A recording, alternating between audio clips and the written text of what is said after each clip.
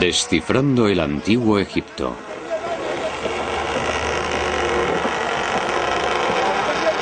En los albores de la historia, toda una civilización se unió para construir los monumentos más misteriosos de la Tierra. ¿Por qué? ¿Qué visión les impulsó a hacerlo? Robert Buffal, escritor e investigador británico nacido en Egipto a la sombra de las grandes pirámides. Tumbas de los faraones, según los egiptólogos. Sin embargo, Buffal cree que fue una visión más grande lo que impulsó su construcción. Durante los últimos 20 años ha buscado esa visión cargada de antiguos ecos, de mitos, de estrellas. Hay algo extraordinario acerca de esta civilización. Su regularidad nunca cambió. Su arte, su religión, sus templos, sus leyes, incluso su manera de vestir nunca cambió. ¿Por qué? Porque tenía que ser así.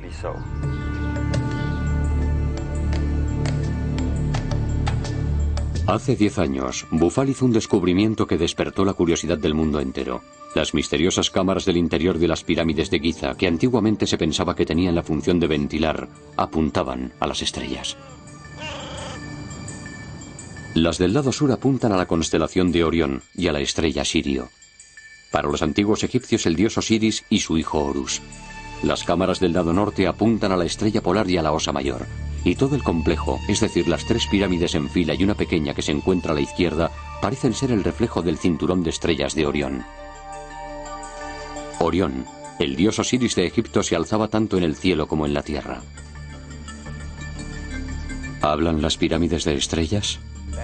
Las pirámides no son demasiado populares entre los egiptólogos porque han atraído a muchos excéntricos. Las grandes pirámides tienen un gran poder sobre la gente. Yo creo que pueden acabar con el sentido común. El señor Buffal y otros muchos vienen aquí 1 o 2 días con sus teorías y luego desaparecen tanto ellos como sus teorías. Sin embargo, la teoría de Buffal no ha desaparecido. Y aunque el escritor es reacio a dar nombres, lo cierto es que ha conseguido que algunos egiptólogos analicen las estrellas.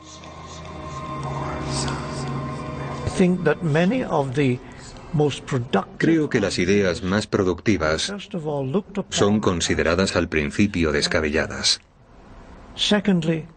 Posteriormente, se intentan encontrar errores. Y al final, todo el mundo sabía que la teoría era cierta. El astrónomo británico Archie Roy ha descubierto una nueva rama de la ciencia, la arqueoastrología, que estudia cómo los antiguos pueblos interpretaban el firmamento y cómo expresaban su admiración mediante sus monumentos. Se valen de ordenadores para recrear los cielos del pasado para descubrir lo que pudieron significar en la antigüedad. Por desgracia, hay una tendencia entre los egiptólogos, que no tienen una gran formación en astronomía, a no creer que los acontecimientos astronómicos controlaron los acontecimientos terrestres. Lo que ocurre es que hemos dejado de observar la naturaleza. Hemos dejado de observar el cielo, el sol. La gente apenas ve amanecer en las ciudades. Ya no hay inundaciones en Egipto, son controladas por presas. No observamos la naturaleza que nos rodea. Pero los egipcios eran maestros de la observación. Por la noche veían las estrellas, veían la Vía Láctea en todo su esplendor, veían a las estrellas morir en el oeste, al atardecer.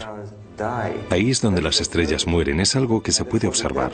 Por tanto, los muertos deben llegar al mundo cósmico como las estrellas, por el oeste.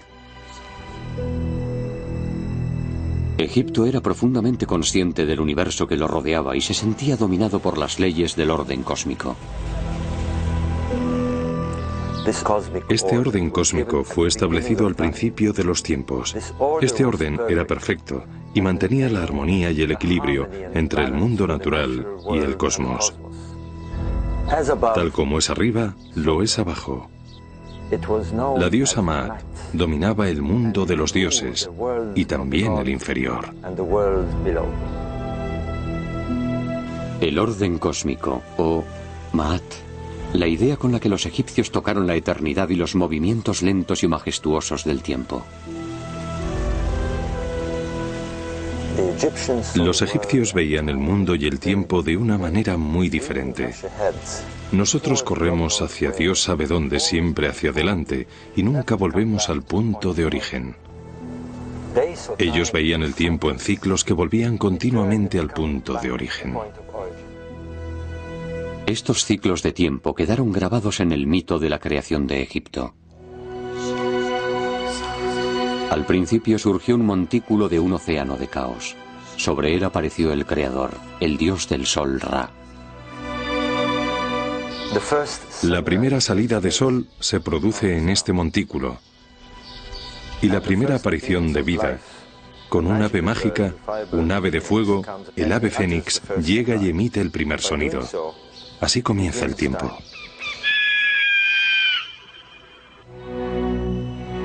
El sonido del ave fénix fija los ciclos del orden cósmico, los ciclos del tiempo.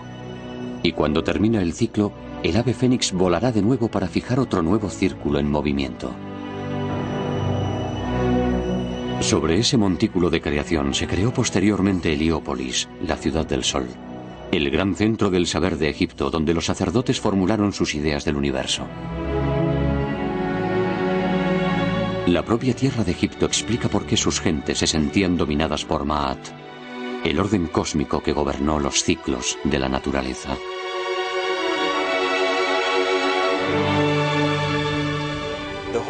Todo Egipto sería así, de no haber sido por un milagro de la naturaleza.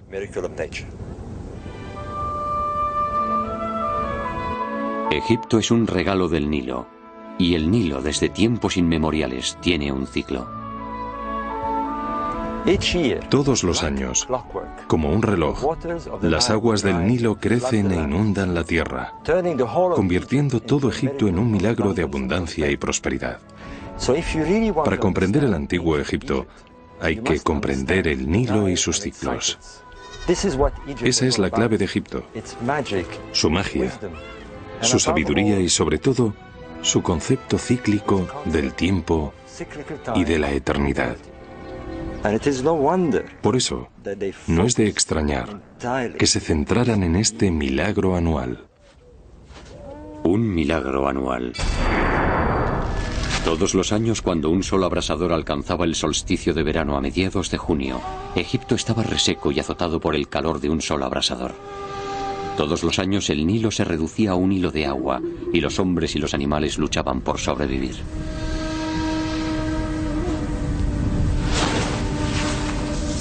Pero los antiguos egipcios desconocían que los grandes lagos de África, llenos hasta los bordes, provocarían torrentes de agua en el norte para rescatar a Egipto.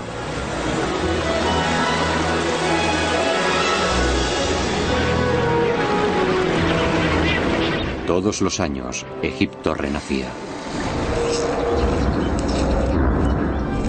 Así expresaba su sobrecogimiento por el milagro anual de la resurrección de sus dioses. Verde como las nuevas cosechas era el dios del renacer, el señor de la vida eterna, Osiris. Bandadas de ibis llegaban antes de la inundación como si fueran heraldos de un inminente renacer y como símbolo del gran Tod, el señor de la sabiduría y heraldo de los dioses. Los antiguos egipcios eran unos magníficos observadores de la naturaleza y no pudieron evitar darse cuenta de que el ciclo del Nilo coincidía con el ciclo del Sol y las estrellas. Asimismo, Egipto vio elementos cósmicos aún más grandes en el ritual anual del renacimiento. La estrella más brillante del cielo, Sirio, no se veía durante 70 días. Pero al comienzo del solsticio de verano, justo antes de la salida del sol y la llegada de las inundaciones, Sirio reaparecería de repente y brillaría sobre el horizonte. Estos 70 días eran considerados un periodo de magia y metamorfosis de la estrella. Estos 70 días eran tan importantes que cuando preparaban a las momias, las dejaban durante 70 días antes de celebrar el renacer. Y esperaban. Y por un maravilloso milagro, la estrella reaparecía. Cuando el sol se alzaba con el solsticio de verano y cuando la inundación se producía. No es de extrañar que esta estrella se convirtiera en la estrella del renacer, en uno de los grandes mitos del hombre. El mito del primer tiempo, el Zep-Tepi, o la Edad de Oro, es decir, cuando los dioses dominaban la tierra y Osiris y su consorte Isis trajeron esplendor, sabiduría y conocimiento a la tierra de Egipto. Pero Set, su hermano, creció lleno de celos y sintiéndose traicionado, por lo que mató a Osiris. El mundo se sumió en un caos cuando Set cortó el cuerpo de Osiris y escondió sus trozos y su sangre por todo Egipto. Pero Isis, su fiel consorte, le buscó por cada rincón, reunió los trozos de su amado Osiris y los envolvió en lino haciendo de él la primera momia de la vida eterna. Sin embargo, no pudo encontrar el falo, por lo que fabricó un falo de oro que la fecundó con su simiente y dio a luz a un hijo de Osiris, Horus, el hijo divino. Horus se convirtió en el primer hombre dios, en el primer faraón que dominó Egipto. Todos los faraones que le siguieron se creyeron reencarnaciones de Horus.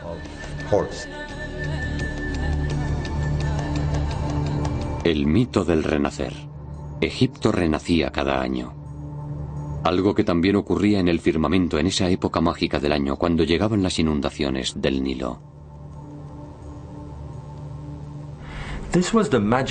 Era el momento mágico que esperaban todos los años.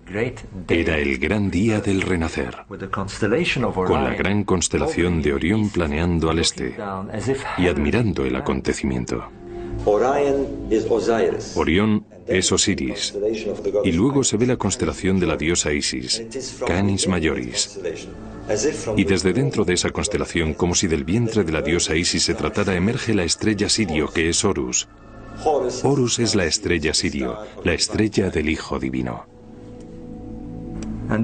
Y eso era lo que veían, el brillo de la estrella de Horus, la estrella Sirio, su luz apareciendo por primera vez al amanecer, mezclándose con los rayos del nuevo sol del solsticio de verano. La estrella renacida tras 70 días y transformada en la gloria del sol naciente, se convertía en Horus del horizonte, en Ra-Horakhti. Entonces llegaba la inundación, Egipto renacía y los portales del firmamento se abrían.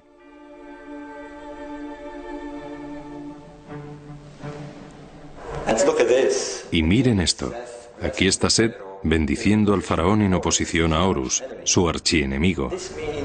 Esto significa que orden y desorden forman parte del equilibrio cósmico, y Set tiene un importante papel en esta forma estelar, la constelación de la Osa Mayor. Los egipcios también la llamaban la pierna.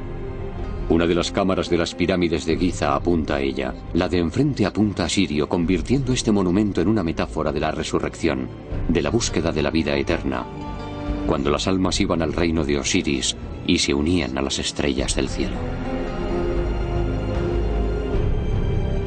Pero, ¿en qué parte del cielo? Esta cámara de la pirámide parece tener la respuesta.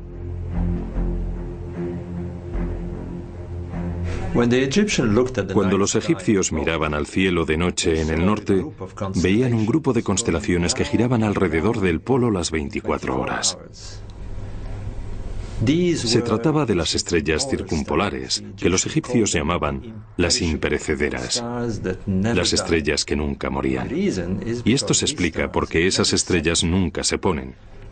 Por tanto, no es de extrañar que se quisieran unir a estas estrellas eternas.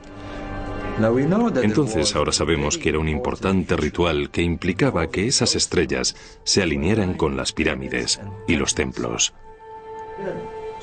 El faraón y una sacerdotisa que representaba a una diosa llamada Shashet estiraban una cuerda para definir la dirección del templo, para que se alineara con las estrellas. Y a eso apuntaba. Apuntaba al grupo de estrellas que giraban en torno al polo, a las imperecederas, a las estrellas que nunca se ponían. Pero sobre todo apuntaba a esta constelación, la constelación que nosotros conocemos como Osa Mayor y que ellos conocían como la pierna. Pero también había otra razón para que se dirigieran a esas estrellas. Las estrellas circumpolares giran y giran las 24 horas, por lo que se pueden utilizar a modo de reloj.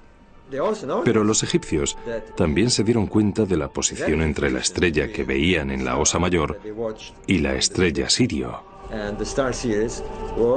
Era un ángulo de casi 90 grados, como la mitad de un cuadrado. Por tanto, lo que hacían cuando una estrella determinada estaba en un lugar determinado era predecir la salida de Sirio.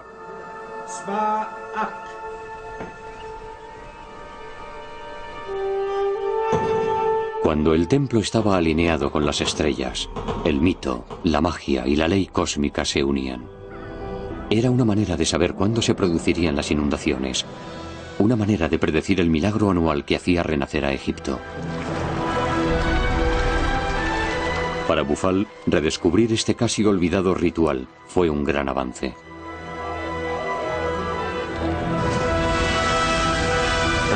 Y aquí está Saset, que alinea el templo a las estrellas de la Osa Mayor. Está escrito por todas partes. El segundo descubrimiento se produjo cuando encontró códigos grabados en las piedras. Este es el faraón Djoser, que inició la época de las grandes pirámides. Esta estatua se encontró también en un misterioso cubículo de piedra apoyado en su pirámide en un extraño ángulo. Tuvimos mucha suerte de encontrar esta pieza en perfectas condiciones. Durante mucho tiempo se creyó que Djoser estaba mirando los mágicos y sagrados rituales de la corte, pero era imposible ya que está mirando hacia arriba, hacia el firmamento. ¿Por qué? Estaba mirando a un lugar en concreto, a 16 grados al horizonte y a 4 grados a la derecha del eje norte-sur del cielo. Está mirando el paso de esta estrella, está mirando a la Osa Mayor. ¿Pero por qué? La explicación es tan sencilla como espectacular. Si en este preciso momento giramos hacia el este, vemos el mágico momento de la salida de la estrella Sirio. El arquitecto diseñó un complejo basándose en el cielo y el renacimiento. Esa era la clave. Posteriormente, descubrí que este ritual se llevó a cabo durante toda la civilización egipcia y también durante el periodo grecorromano. Dendera, el gran templo que se construyó 2000 años después que las pirámides. Incluso en su última etapa, el antiguo Egipto susurra los mismos secretos sagrados aquí. Este templo tiene su eje principal alineado con la Osa Mayor, hacia el norte. Y esta es Saset, la diosa que hace coincidir el templo con las estrellas de la Osa Mayor. Está escrito por todas partes. Aquí se explica con todo tipo de detalles. La otra alineación del templo es con la estrella Sirio.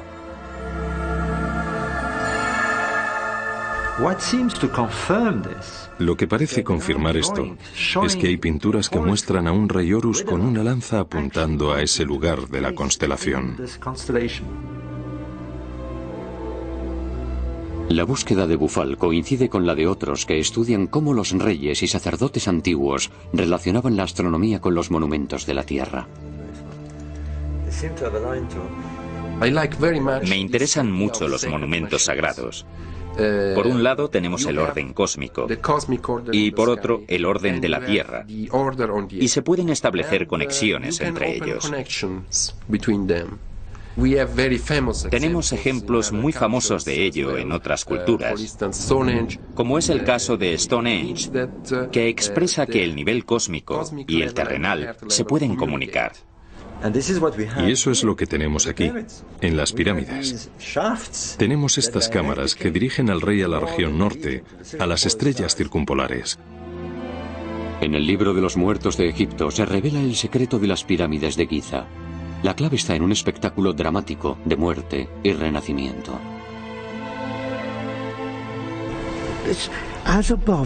La Tierra es un reflejo del firmamento.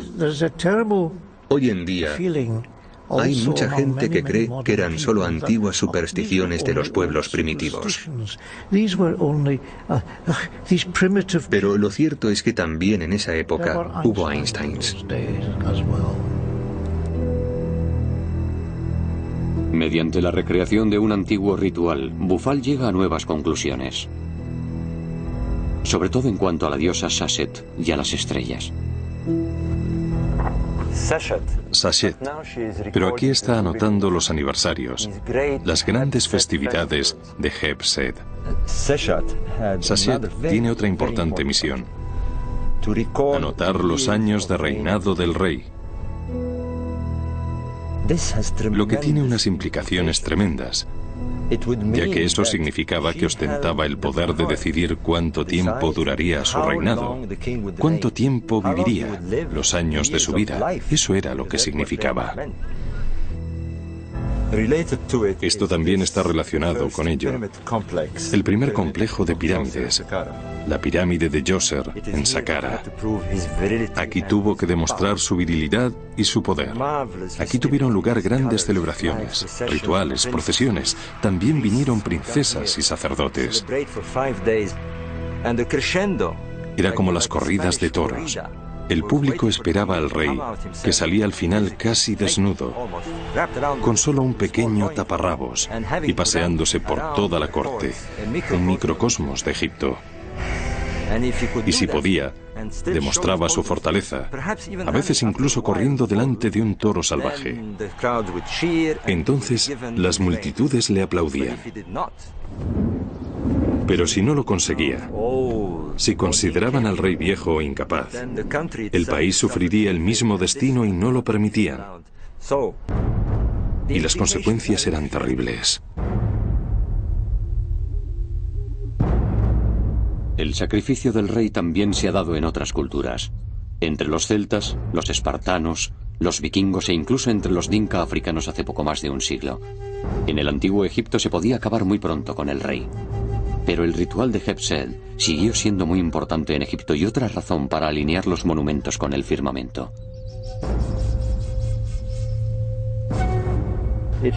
Siempre ha sido desconcertante porque el enorme paso elevado que sale de la segunda pirámide por el lado de la Esfinge está a 14 grados de la línea central de la Esfinge.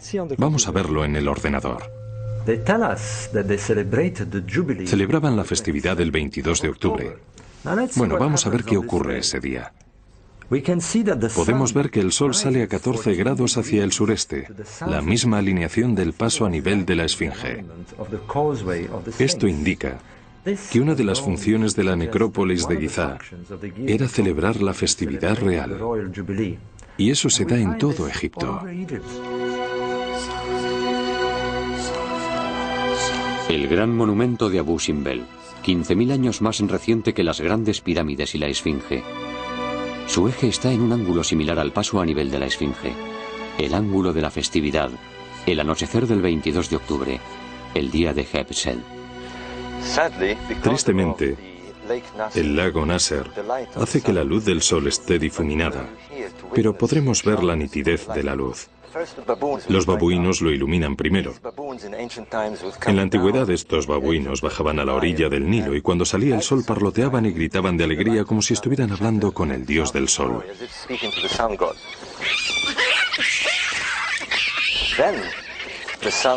Después, la luz solar desciende y brilla sobre Ra Horakhti y sobre el disco solar que tiene sobre la cabeza. Finalmente, la luz llega a los rostros de los 4 colosos que representan a Ramsés II, y en ese momento, la luz del sol llega a la parte posterior alcanzando también al propio faraón, Ramsés II. Y así, iluminado con Ra Horakhti, aparece el dios del sol a la luz del sol.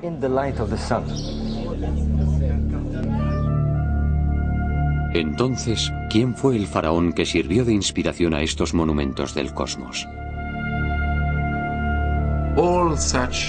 Toda esa atención al firmamento y la idea de los monumentos sagrados era la base del poder. El faraón basaba su poder en las estrellas. Y esto es algo bastante común en otras culturas, como la China, por ejemplo, donde el hijo del sol era el emperador. Se puede ver por todas partes. El rey, Horus. El rey, Horus. El rey es Horus. Es el dios del sol en la tierra. El objetivo no era construir núcleos residenciales, ya que es un dios terrenal, responsable de la ley cósmica. Egipto creía que la tierra era un reflejo del paisaje celestial y que todos los cambios que ocurrían en el cielo, los ciclos del sol y los cambios de las estrellas debían reflejarse en la tierra. Por tanto, tenemos 3000 años de existencia faraónica, y a medida que el cielo cambia de norte a sur, a lo largo de esos 3000 años, también lo hacen los monumentos. Y los lugares originales no solo cambian de ubicación, sino también de orientación, para una perfecta sincronía con el cosmos. Tal como es arriba, lo es abajo. La ley cósmica se basa en los cambios, y si se comprende eso, se puede descifrar Egipto. Contornos de una religión celestial en la que los reyes y los sacerdotes obedecen las leyes del universo y el curso del sol y las estrellas a la hora de construir sus monumentos. Bufal descubre nuevos elementos del alma del antiguo Egipto.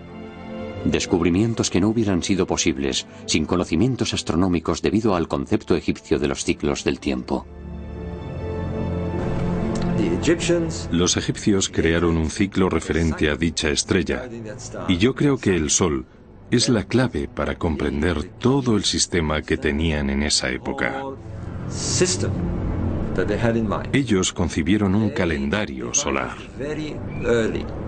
Centraron todas sus creencias religiosas en la salida del sol en el solsticio de verano, justo cuando esa estrella aparece. Y mencionan que el ave fénix da inicio al tiempo. Ese era el año nuevo egipcio, cuando veían volver al sol a la misma posición 365 días después. Sin embargo, también se dieron cuenta de que su día de año nuevo se alejaba del verano cada vez más. ¿Por qué? Porque la verdadera estrella solar tiene 365 días y un cuarto. Nosotros añadimos un día extra, el 29 de febrero, para ajustar este desfase, el año bisiesto. Pero los antiguos egipcios no lo hacían. Para ellos era una orden sagrada de los dioses y no se podía modificar el calendario. Por tanto, cada 4 años el día de Año Nuevo se retrasa un día, y cada 8 años, 2 días, y así sucesivamente.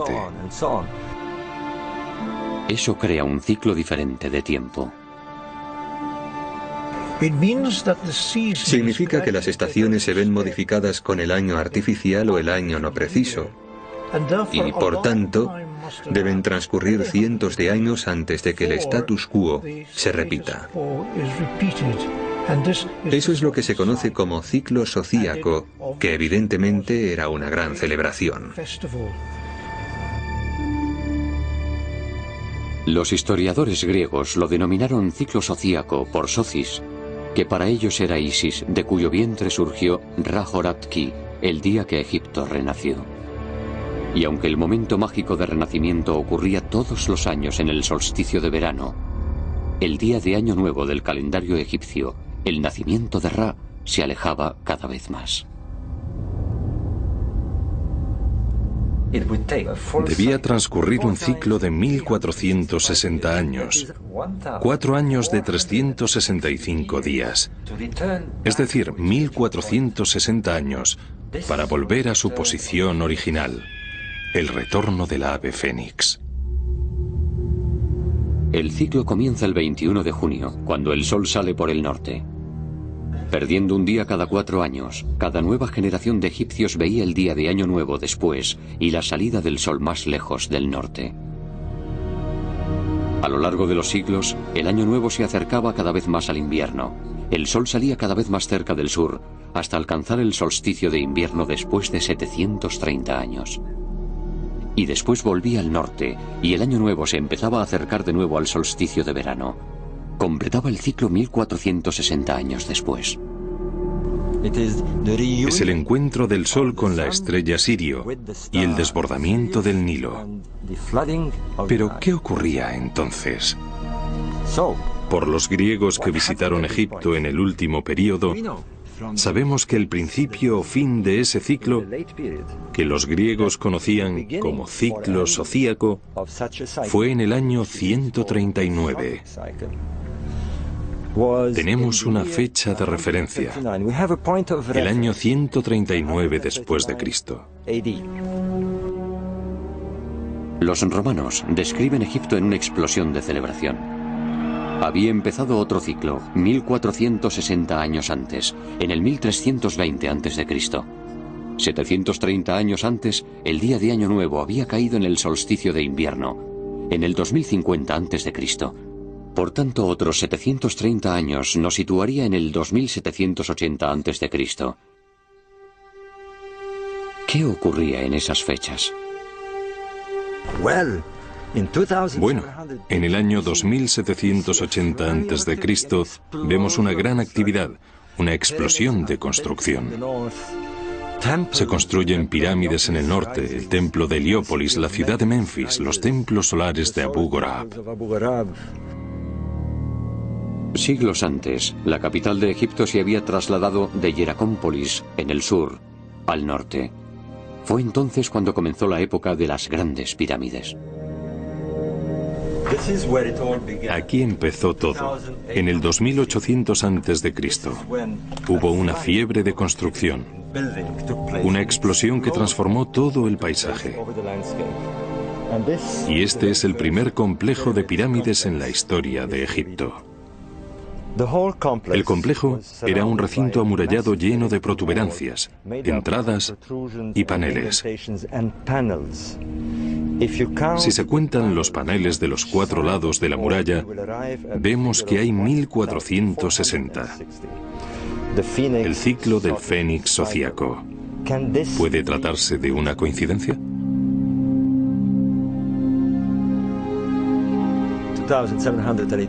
En el año 2780 a.C.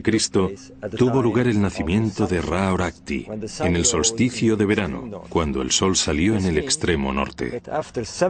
Esto significa que en 730 años, el día de Año Nuevo coincidirá con el solsticio de invierno en el sur. Y si es cierto que los antiguos egipcios creían que su tierra era el reflejo del firmamento, debería haber un centro en el sur, construido 730 años después, tras el establecimiento del calendario, es decir, en el solsticio de invierno. ¿Y qué encontramos allí? El centro de Karnak, que se empezó a construir en el año 2050 a.C., justamente 730 años después del establecimiento del calendario. Y vemos que su eje apunta al solsticio de invierno.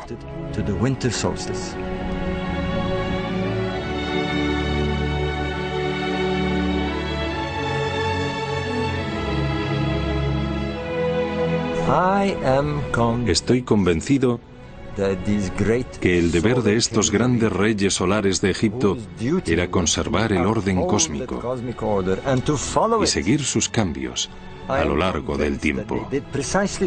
Estoy convencido de ello. No querían construir núcleos residenciales, sino edificaciones para el sol, para el regreso del ave fénix, que tenía lugar en esas fechas predeterminadas.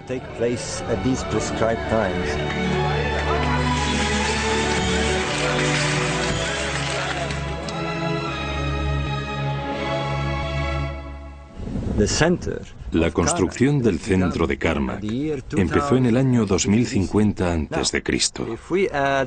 Y si añadimos 730 años, nos situamos en el 1320 a.C. Deberían producirse algunos acontecimientos mayores, como que un faraón trasladara la capital del sur al norte. ¿Y con qué nos encontramos?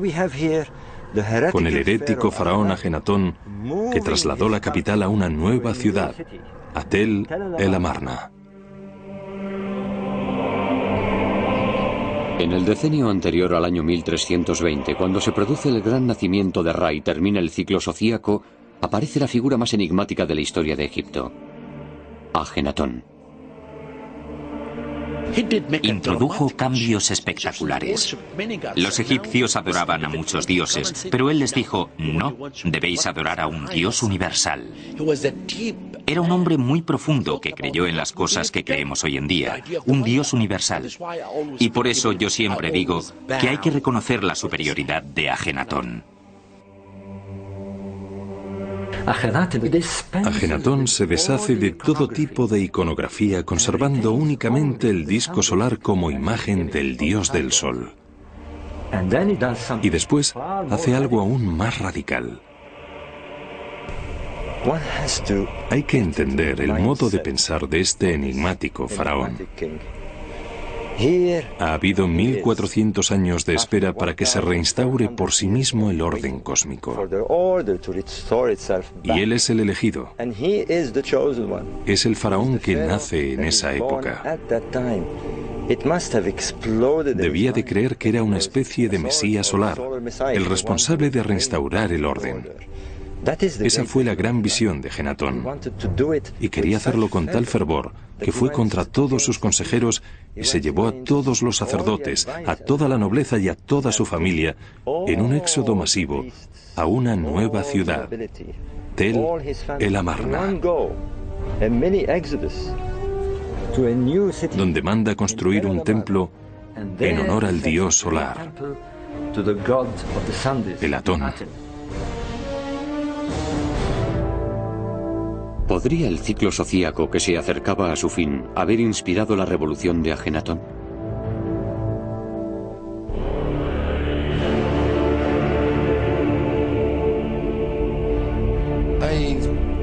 Yo esperaría a conseguir pruebas concluyentes para hacer esa afirmación. Pero es una idea muy interesante, ya que el ciclo sociaco estuvo en la mente de los egipcios durante unos 3000 años.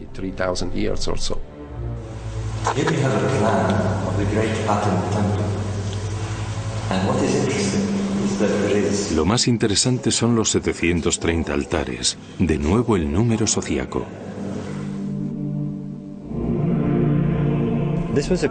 Se trata de un periodo que ha fascinado a generación tras generación, pero no hay nada más fascinante que la enigmática reina Nefertiti, que probablemente se bañaba ahí, en esa piscina.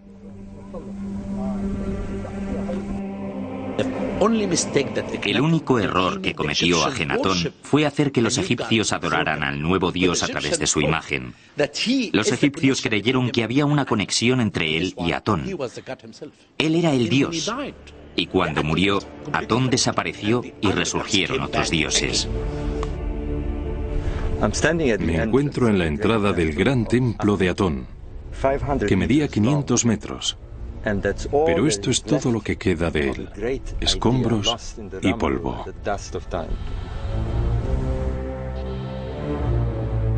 El año posterior a la muerte de Ajenatón es el 1320.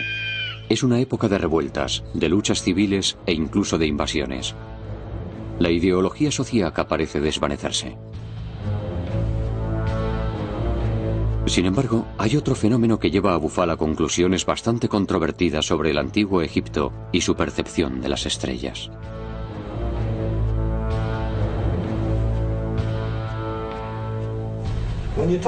Cuando se refieren a las estrellas, no se refieren solamente a su viaje por el cielo. Hay que tener en cuenta otra cosa. ¿Recuerdan esto? Una peonza. Imaginen que esta es la Tierra y que cada vuelta es un día. Miren qué ocurre. Es muy sencillo para los astrónomos. Lentamente el eje de la Tierra cambia de dirección, por lo que se anticipa un poco año tras año la época de los equinoccios. Y el efecto de esto es que las estrellas parecen moverse lentamente en un ciclo de 26.000 años que llamamos precesión. La precesión hace que nuestro Sol parezca salir en diferentes constelaciones en periodos de 2000 años y que las estrellas asciendan o desciendan según las épocas. Bufal cree que los egipcios se dieron cuenta de ello con el tiempo. Este templo de Elefantina en el sur lo demuestra. Satet, la diosa del desbordamiento del Nilo. Este era su templo, cuyos orígenes se remontan a los primeros tiempos, alrededor del 2500 a.C. Pero también hay templos construidos unos encima de otros a modo de torre. El templo que estamos viendo es el templo final que construyeron después de Cristo. Lo más interesante es el eje de los templos sucesivos, ya que se dirigen a la estrella Sirio, lo que demuestra su obsesión por dicha estrella y cómo la observaron en las diferentes épocas. Se puede ver en Dendera o en el templo de Karnak. Aquí también se puede apreciar cómo el eje del templo cambia en la dirección de la estrella del norte. Si el antiguo Egipto percibió la precesión a lo largo del milenio, Bufal puede estar ante una impresionante conclusión relacionada con el núcleo del ser, donde todos los mitos convergen, el Zep-Tepi, o primer tiempo. El antiguo Egipto creía que aquí es donde todo empezó, el montículo de la creación. Pero, ¿cuándo empezó? Hay una gran controversia sobre la época de la Esfinge. Algunos creen que es miles de años más antigua de lo que se pensaba, pero de lo que no hay duda es de hacia dónde mira. Mira hacia el este, donde el sol sale en el equinoccio. Evidentemente es un fechador de tiempo, pero un tiempo inicial, el comienzo de los tiempos, el Zep-Tepi, cuando el rey león de la tierra miró a los leones cósmicos y al sol del firmamento en el año 11.500 a.C. 11.500 a.C. Los astrólogos llamarían a esta época la época de Leo, porque el sol salió en esa constelación. Y si el antiguo Egipto creía en la idea de tal como es arriba, lo es abajo, el león de la tierra miraría al león del firmamento. La idea de ser un león. Las inteligentes personas que construyeron estos monumentos eran muy inteligentes y no hicieron nada al azar. Tuvieron mucha lógica de acuerdo con sus creencias. Siempre la tuvieron. Y hay más cosas que demuestran que construyeron escenarios increíbles. ¿Recuerdan la precesión? 11.500 a.C., época en que Sirio apareció por primera vez en tierras egipcias en el mágico día del Renacimiento. De esto hablaban los egipcios cuando se referían al primer tiempo y a la llegada del Fénix para crear el ciclo del tiempo. Vamos a analizar este paisaje, esta región, este lugar donde comenzó el principio de los tiempos, el Tep-Tepi. Con los faraones, las pirámides de Giza estaban coronadas con piezas de oro. Los egiptólogos se han empezado a preguntar si era para conectarlas con otros monumentos que se encontraran a la vista. El padre de la astronomía, el griego Euxodo, describe una torre enorme donde los sacerdotes egipcios iban a observar las estrellas, en un lugar conocido antiguamente como Letópolis, a unos 30 kilómetros al norte de las grandes pirámides. Su diagonal apuntaba al gran templo de Heliópolis. Las tres formaban un triángulo recto, visible día y noche, ya que el sol y la luna iluminaban sus extremos dorados. Imaginen que están en Letópolis en aquella época, en el año 11.500 a.C., y que se encontraran mirando al sur. ¿Qué verían? Un paisaje muy parecido al del cielo, el Nilo alineado con la Vía Láctea, las tres estrellas del cinturón de Orión justo en el mismo ángulo, y en la misma configuración que las pirámides de la Tierra. Y al este, esto es lo que habría. La constelación de Leo. Este Orakti en el cielo justamente sobre el templo de Ra Orakti. Y un poco más tarde se vería el sol resplandecer sobre el templo. Todo no puede ser coincidencia. El firmamento, encerrado en la imagen de un increíble y distante pasado. Bufal tiene todavía más razones que apuntan al año 11.500 a.C. Para los antiguos egipcios, los 70 días en que la estrella Sirio desaparecía del cielo eran cruciales. Momificación. Todo Egipto esperaba el momento del renacer durante esos 70 días. Ahora veamos qué ocurre en el cielo durante esos 70 días. El sol está aquí, en esta posición en Leo, cuando la estrella renace al amanecer. Pero vamos a ver qué pasa 70 días antes. Todo el paisaje solar parece escabullirse a medida que hacemos retroceder al sol. Estaría por aquí, en el lado oeste de la Vía Láctea. Si la teoría de tal como es arriba lo es abajo se demuestra, el oeste de la Vía Láctea nos debería llevar al oeste del Nilo. Si esta teoría es correcta, estas tres estrellas representan a las tres pirámides de la Tierra. Sabemos que las pirámides están a unos 950 metros de distancia. Si utilizamos la misma escala, esta distancia debería ser unos 9,5 kilómetros. Por tanto, deberíamos encontrar algún templo del sol, algún puerto donde el sol esté a punto de atravesar la Vía Láctea e ir hacia la constelación de Leo, el templo de Orakti en el cielo. Pues bien, vamos a ver lo que hay en la Tierra. Tal y como creíamos, aquí lo tenemos, el templo solar de Abu Gorab. Si seguimos la alineación de este eje, vemos que hay exactamente 9,5 kilómetros de distancia con las grandes pirámides de Giza. Esta zona de aquí parece un puerto religioso, donde habría barcos y un paso elevado rumbo a Heliópolis en esa dirección. Estamos ante un paisaje interrelacionado. Heliópolis, Giza, Abu Gorab, que parece reflejar exactamente el paisaje solar. ¿Un espejo del cielo del 11.500 a.C.? Parece bastante rocambolesco. ¿Sugiere Bufal que estos monumentos fueron construidos miles de años antes de lo que se pensaba? Todo empezó aquí, en el año 2800 a.C. No, a excepción de la Esfinge, quizás. Es el primer complejo de pirámides de toda la historia de Egipto.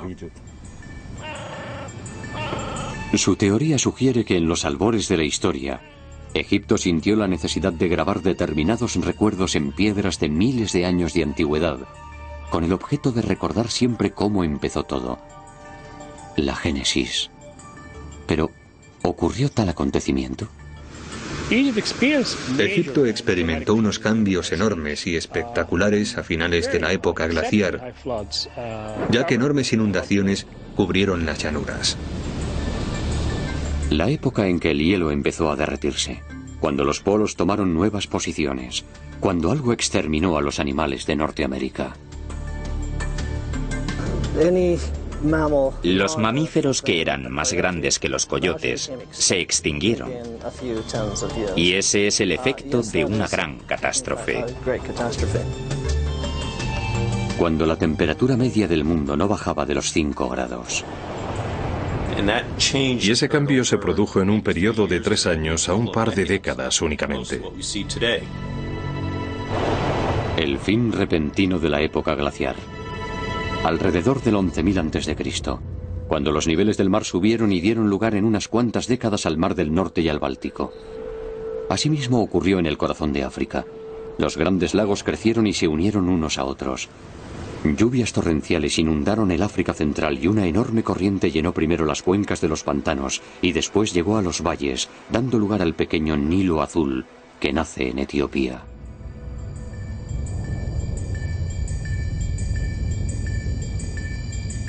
Donde hoy está la ciudad de Jartum, el Nilo azul y blanco confluyeron en un río que iba a dar forma y destino a Egipto alrededor del año 11.000 a.C.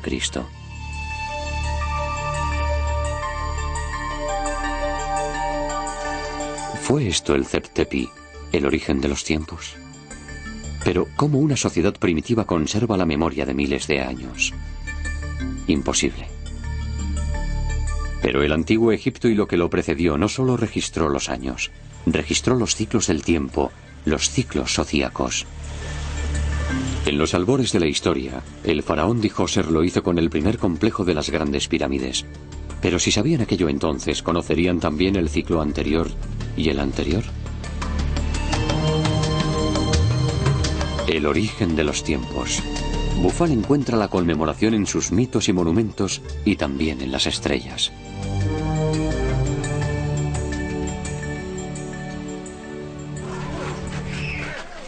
Alejandría, al principio de nuestro tiempo. Julio César está demasiado absorto en los misterios de Egipto como para escuchar a los embajadores de su última reina, Cleopatra. Los cronometradores de Julio César utilizan un calendario lunar confuso e impreciso. Julio César tiene mucho interés en el ciclo egipcio de 365 días. Un mecanismo superior para medir el tiempo. Habían comprendido el orden cósmico. No necesitaban modificar el calendario. Tenían un calendario que se restablecía a sí mismo cada 1460 años más o menos.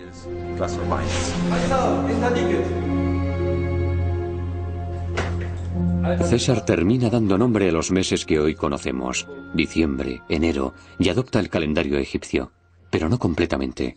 Toma los 365 días y un cuarto y seguimos ajustando ese desfase.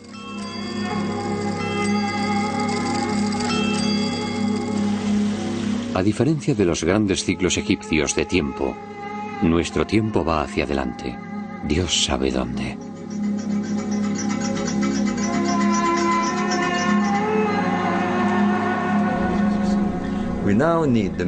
Ahora necesitamos el sonido y la luz para evocar la grandeza de un pueblo que quiso construir el cielo en la tierra. Hoy apenas alcanzamos a ver las estrellas y mucho menos la Vía Láctea. No disfrutamos de su magia. Nos hemos robado a nosotros mismos la grandeza que un día tuvimos.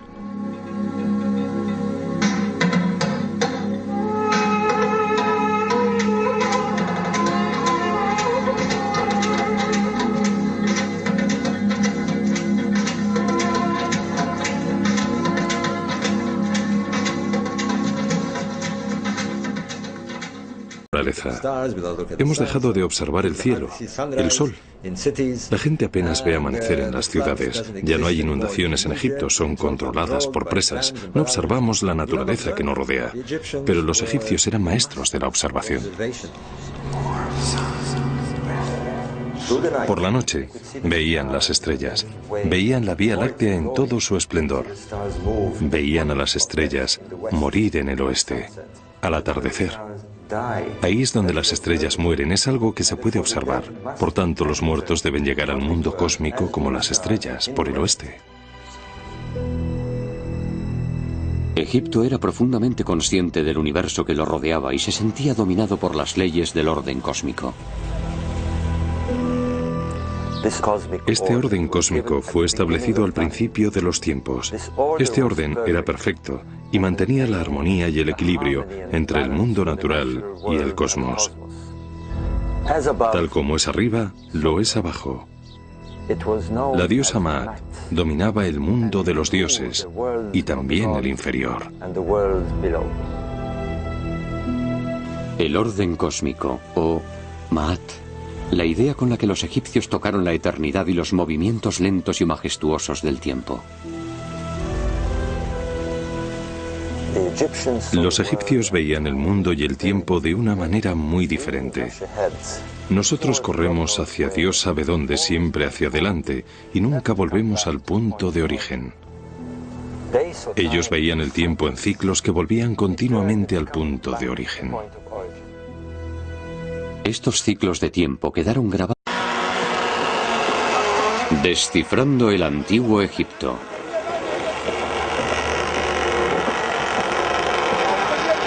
En los albores de la historia, toda una civilización se unió para construir los monumentos más misteriosos de la Tierra. ¿Por qué? ¿Qué visión les impulsó a hacerlo? Robert Bufal, escritor e investigador británico nacido en Egipto a la sombra de las grandes pirámides. Tumbas de los faraones, según los egiptólogos. Sin embargo, Bufal cree que fue una visión más grande lo que impulsó su construcción. Durante los últimos 20 años ha buscado esa visión cargada de antiguos ecos, de mitos, de estrellas. Hay algo extraordinario acerca de esta civilización. Su regularidad. Nunca cambió. Su arte, su religión, sus templos, sus leyes, incluso su manera de vestir nunca cambió. ¿Por qué? Porque tenía que ser así.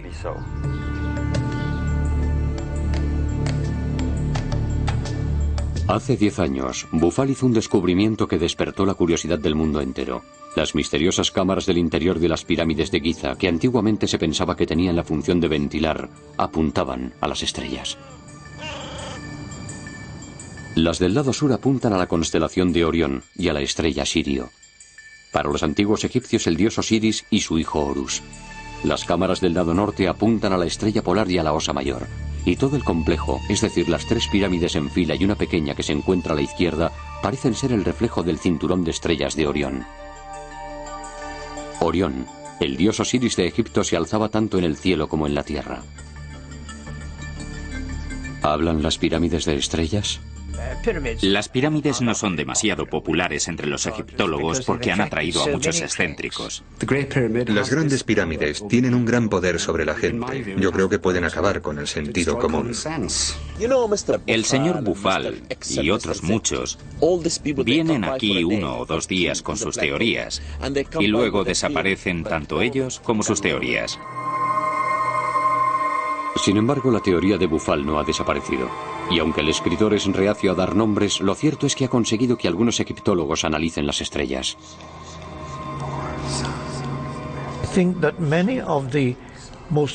Creo que las ideas más productivas son consideradas al principio descabelladas. Posteriormente, se intentan encontrar errores. Y al final, todo el mundo sabía que la teoría era cierta. El astrónomo británico Archie Roy ha descubierto una nueva rama de la ciencia, la arqueoastrología, que estudia cómo los antiguos pueblos interpretaban el firmamento y cómo expresaban su admiración mediante sus monumentos. Se valen de ordenadores para recrear los cielos del pasado para descubrir lo que pudieron significar en la antigüedad. Por desgracia, hay una tendencia entre los egiptólogos, que no tienen una gran formación en astronomía, a no creer que los acontecimientos astronómicos controlaron los acontecimientos terrestres. Lo que ocurre es que hemos dejado de observar la naturaleza, comprender el Nilo y sus ciclos. Esa es la clave de Egipto, su magia, su sabiduría y sobre todo su concepto cíclico del tiempo y de la eternidad. Por eso, no es de extrañar que se centraran en este milagro anual.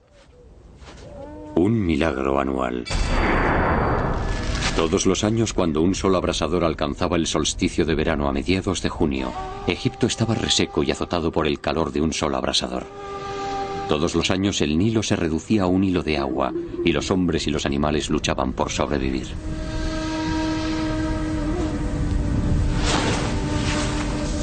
Pero los antiguos egipcios desconocían que los grandes lagos de África, llenos hasta los bordes, provocarían torrentes de agua en el norte para rescatar a Egipto.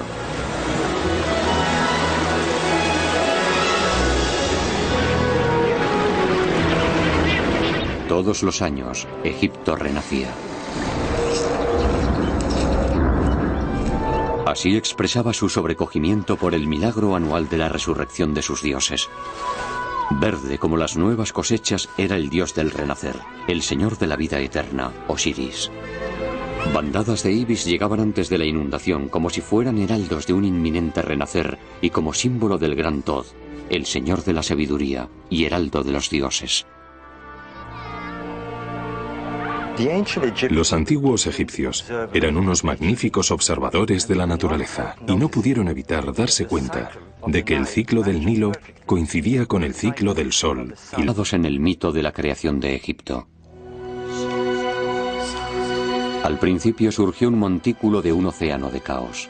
Sobre él apareció el Creador, el dios del sol Ra. La primera salida de sol se produce en este montículo. Y la primera aparición de vida, con un ave mágica, un ave de fuego, el ave fénix, llega y emite el primer sonido. Así comienza el tiempo.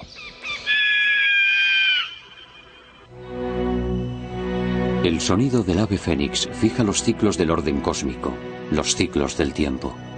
Y cuando termina el ciclo, el ave fénix volará de nuevo para fijar otro nuevo círculo en movimiento. Sobre ese montículo de creación se creó posteriormente Heliópolis, la ciudad del sol, el gran centro del saber de Egipto donde los sacerdotes formularon sus ideas del universo.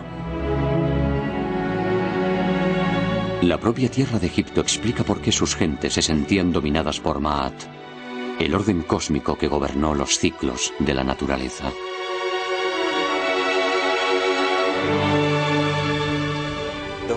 Todo Egipto sería así, de no haber sido por un milagro de la naturaleza.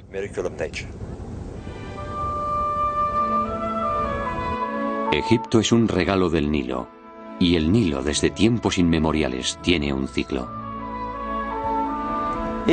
Todos los años, como un reloj, las aguas del Nilo crecen e inundan la tierra, convirtiendo todo Egipto en un milagro de abundancia y prosperidad.